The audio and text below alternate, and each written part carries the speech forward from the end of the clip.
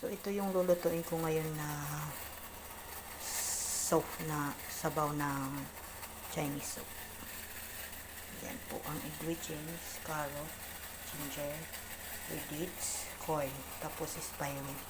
Yung spare ribs, pakukuluan ko muna bago ko lutuin na. Yan, pakukuluin natin. Pakuluan natin.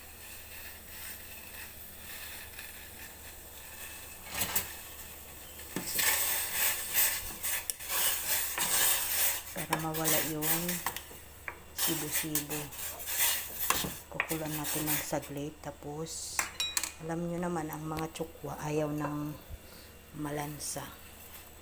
Kaya, habang pakukuluan natin, lalagyan natin ng wine. Wine po. Pampawala ng lansa. Tapos, pakuluan nyo guys.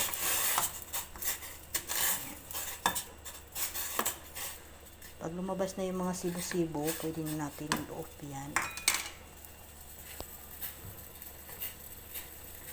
So, ayan, lumabas na yung mga sibo ng baboy. Pwede na natin i-off yan at hugasan uli. So, ayan na. Ililipat na natin sa mangkok dahil lutuin na natin siya. Tinanggal ko yung mga taba-taba.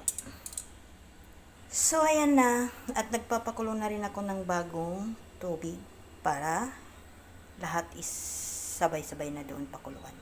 Ayan. Ang hindi marunong magluto ng Chinese soup, ayan po, gayahin nyo lang po. Since kumukulo na yung tubig natin, isahalin na natin lahat ng mga ingredients. Okay? Sabay-sabay nyo nang ilagay dyan. Pwede nyo hawakan, pwede nyo nasilipin din na lang po sa inyo.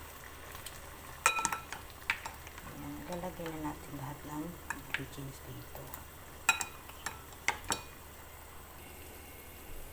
Pati itong mga ibang sahog. Ayan, corn. Ayan. Lagay natin yan lahat. Tapos pakuluan natin ng 1 oras para malasa. Okay? After 1 hour, maglagay na tayo ng asin. Ang mga tsukwa ayaw ng maalat.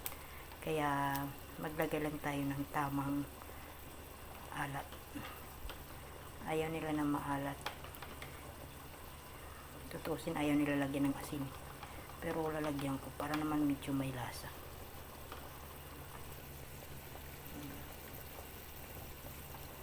Saka nyo lang lalagyan ng asin pag luto na sabaw. Yan. Ganyan lang. Tapos na. Wala na sila kung matabang. Diba? Yan yung Chinese soup natin ngayon.